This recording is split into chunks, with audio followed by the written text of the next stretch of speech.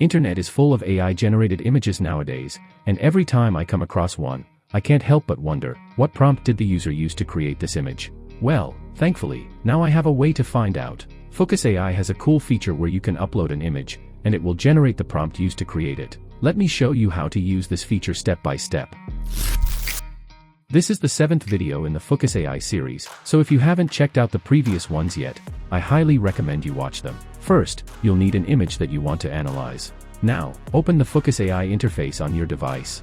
Now choose the Input Image option. Next, click on the Describe option. Now, you can drag and drop the image into the Describe section.